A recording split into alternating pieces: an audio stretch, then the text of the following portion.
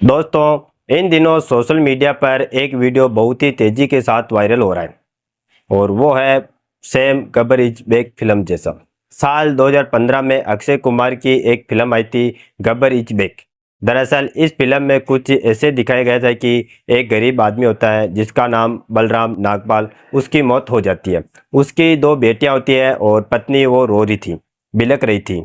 इसी बीच में अक्षय कुमार उससे टकरा जाता है। अक्षय कुमार देखता है तो उनकी बातचीत सुन रहा था। दरअसल महिला अपने पति के बारे में कह रही थी कि जितना भी पैसा था सब के सब जुए में उड़ा चुके हो। अब ऐसी स्थिति में अक्षय कुमार ने इस परिवार को अपने साथ लिया और साथ लेने के बाद एक बड़े हॉस्पिटल में लेकर जाता है। जाने के बाद इस व्यक्ति को भर्ती कराता है, ये कहते हुए कि साहब ये मेरा बड़ा भाई है, आप इसका इलाज शुरू कर दीजिए और पैसे की तरफ से आप बिल्कुल भी टेंशन मत लेना। अक्षय कुमार की बात सुनने के बाद जो हॉस्पिटल वाले होते हैं उसका इलाज करना शुरू कर देते हैं, जबकि पहले जहाँ भी उसका इलाज चल रहा था वहाँ से उसको डेथ सर्टिफिकेट मिल चुका था। उसके बावजूद भी उसका इलाज करते हैं और दवाइयाँ लिख कर देते हैं, तमाम टेस्ट लिख कर देते हैं और अक्षय कुमार के हाथ में एक पेपर लाकर दे देते हैं कि जितनी जल्दी हो सके जितनी जल्दी दवा लेकर आओ। अक्षय कुमार जाता है, पैसे जमा कराता है, दवा लेकर आता है। उसके बाद चेकिंग हो, यह लगातार ऐसे ही सिलसिला चल रहा था और जब इसकी पोल खुलती है तो पता चलता है कि जिस व्यक्ति का ये इलाज कर रहे हैं दरअसल एक पहले ही किसी दूसरे हॉस्पिटल ने उसको डिक्लेयर कर दिया था कि यह मर चुका है और वो उसका नाटक कर रहे थे।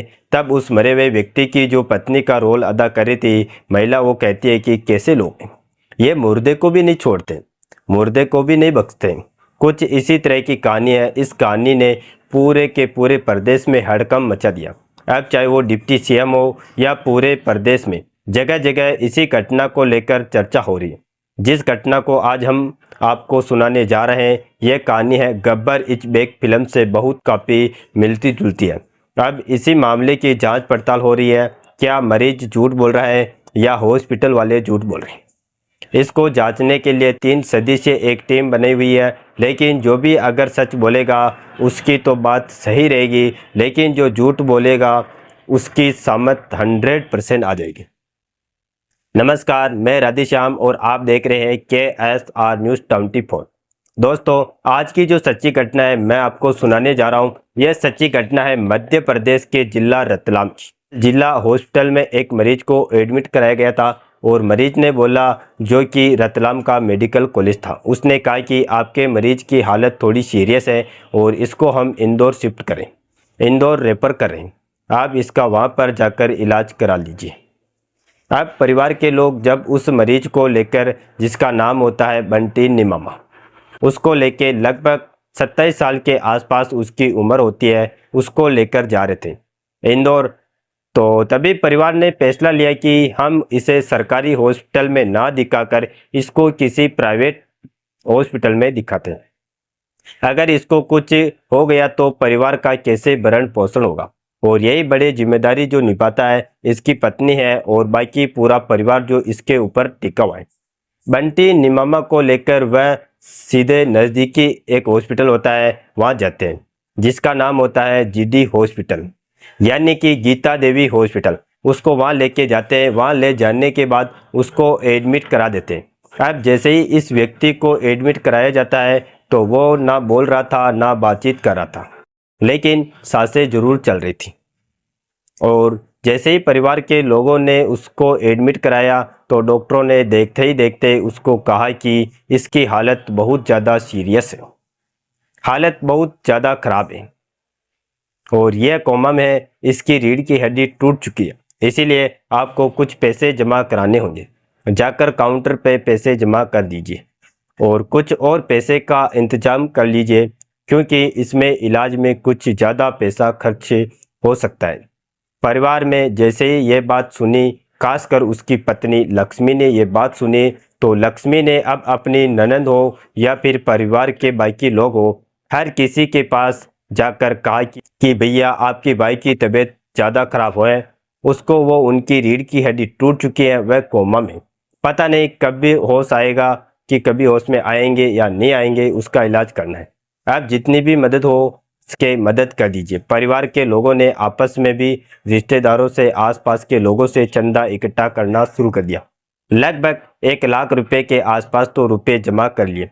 साथ ही जो ज्वेलरी घर पर रखी हुई थी वो ज्वेलरी का भी इंतजाम कर लिया, कहीं ऐन वक्त पर उसको बेचने की जरूरत ना हो जाए।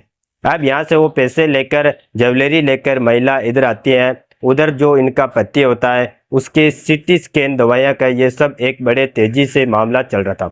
जैसे गब्बर इज बैक फिल्म में अक्षय कुमार के साथ वो सीन चल रहा था कि मरे हुए व्यक्ति का इलाज चल रहा था। कुछ ऐसे ही सीन चल रहा है। घर वाले दौड़ रहे हैं, भाग रहे हैं, इंतजार कर रहे हैं। उधर जो ये बंटी निमामा है उसको होश आ जाता है, और जैसे ही बंटी निमामा को होश आता है उसके बाद उसके सामने भी एक नर्स, और एक नर्स ने उसको देखा। उसने नर्स को देखा, आंखों ही आंखों में इशारा किया कि मुझे किसी से मिलना है। जैसे ही नर्स से पूछा कि किसी से मिलना है, क्या बात है, क्या परिवार से मिलना चाहते हो, क्या डॉक्टर से मिलना चाहते हो।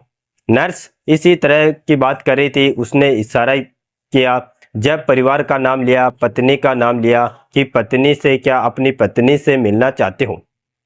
उसने गर्दन हिलाई कि हाँ, मैं अपनी पत्नी से मिलना चाहता हूँ, क्योंकि वो बोलने की स्थिति में नहीं था, बात करने की स्थिति में नहीं था। लेकिन पत्नी को ना बुलाकर एक डॉक्टर को बुला लिया जाता है, और जैसे ही डॉक्टर को बुला के लाया जाता है, डॉक्टर से पूछता है कि क्या बात है, क्यों इतना शोर मचा रहे हो, क्यों इतना चिल्ला रहे हो, क्यों आईसीयू में भर्ती था। और जैसे ही उसने हिलने की कोशिश की तो उसके चारों हाथ पैर बंधे हुए थे, यानी कि पूरा हाथ पैर उसके बांध के रखा हुआ था।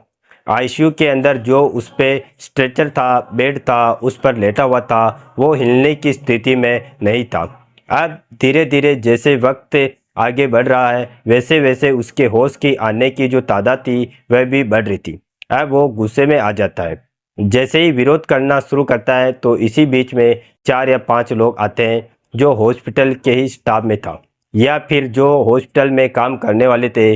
उन्होंने उसको पीटना शुरू कर दिया, उसको लगातार पीट रहे थे और वह विरोध कर रहा था। लेकिन परिवार के लोग उधर ही, कोई सीटी स्कैन के लिए जा रहा है, कोई दवाई के लिए घूम रहा है, कोई इंतजार कर रहा है। घर वाले, परिवार वालों के की सदस्य की भी अच्छी खासी भीड़ लगी हुई थी।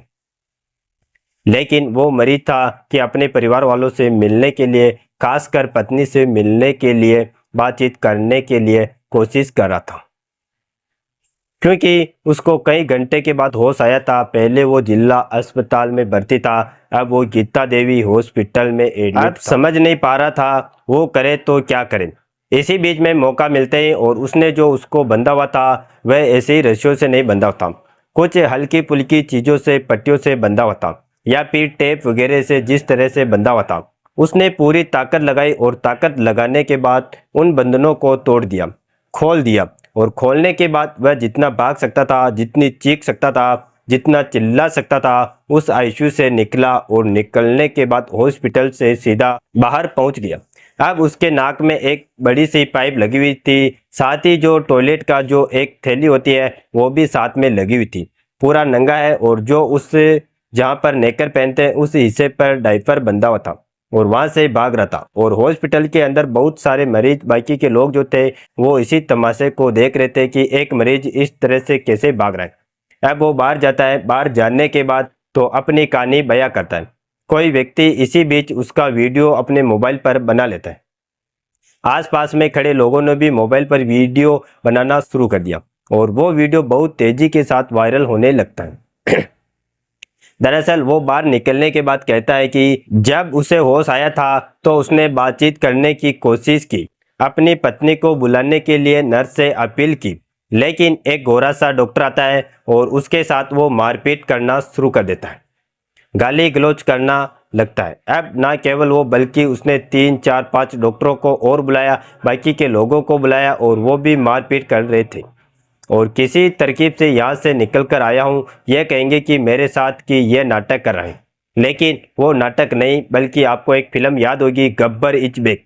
जैसे उसमें सीन हुआ, मैं बिल्कुल ठीक ठाक हूँ, मेरी कोई रीढ़ की हड्डी नहीं है टूटी हुई है, मैं कोई कोमा में नहीं था, बस चोट लगी थी, उस चोट की वजह से मैं बेहोश था। इसी तरह की जो कहानी सुनाई जाती है और वो कहानी सोशल मीडिया पर वीडियो के रूप में वायरल हो जाती है। इतनी वायरल होती है कि अब हर जगह पूरे प्रदेश भर में इस हॉस्पिटल की और इस मरीज की चर्चा होनी शुरू हो जाती है। मामला उप मुख्यमंत्री तक पहुंचता है और उप मुख्यमंत्री ने जिले के यानी कि एसएसपी डीएम से बातचीत की और बातचीत करने के बाद कहा कि यह मामला क्या है जो सोशल मीडिया पर इस कदर वायरल हो रहा है, क्या मामला है। अब डीएम साहब ने जांच की सीएमओ को और सीएमओ ने 3 सदस्यीय एक टीम गठित की और टीम गठित करने के बाद यह पता लगाने की कोशिश की कि आखिरकार मामला क्या है। उसमें लगे हुए सीसीटीवी कैमरे के आधार पर जांच करिए, एक एक पहलू की जांच करिए।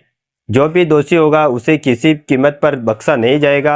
अब मीडिया वालों ने जैसे ही इस खबर को पकड़ा उसके बाद फिर ये मैनेजर जो होता है इसका हॉस्पिटल का उसके पास जाते हैं, उससे जाकर कहते हैं कि भाई क्या मामला है। तो वो ये तो स्वीकार कर लेता है कि हमने उसको बंधक बनाया हुआ था।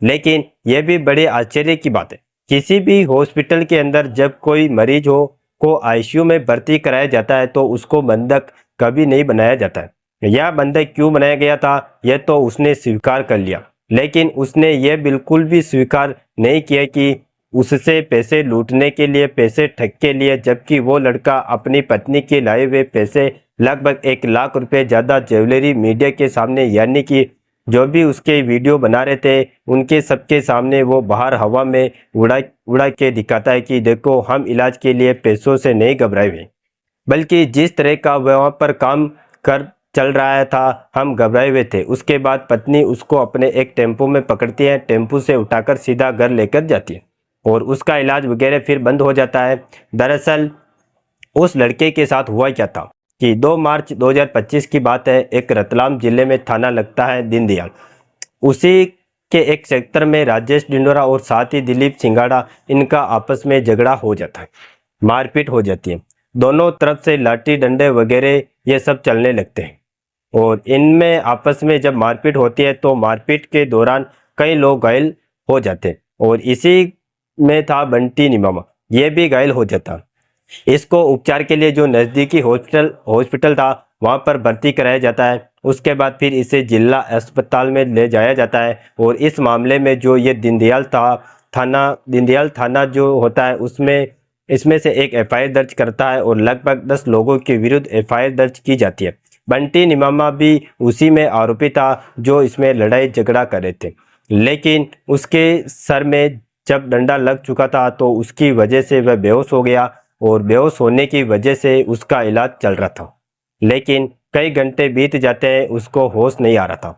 जब उसको होश आया तो एक प्राइवेट हॉस्पिटल में उसके साथ कुछ इस तरह का षड्यंत्र रचा जा चुका था। फिलहाल इस मामले की जांच पड़ताल की जा रही है, लेकिन जहां जहां भी वीडियो सोशल मीडिया पर वायरल हो रही है हर कोई इसी के बारे में चर्चा कर रहा है और कह रहा है कि डॉक्टरों के लोगों का जो भी धर्म होता है, ईमान होता है, वह कसमें खाते हैं कि हम मरीज को मरने नहीं देंगे, उसका हर संभव हम पूरी ईमानदारी पूरी शिद्दत के साथ उसका इलाज करेंगे, उपचार करेंगे। लेकिन अब यह हॉस्पिटल वाले कहीं ना कहीं व्यावसायिक हो चुके हैं और ये पैसे कमाने के लिए किसी भी हद तक चले जाते। ऐसा बहुत सारी जगहों पर आप लोगों ने भी देखा होगा, महसूस किया होगा।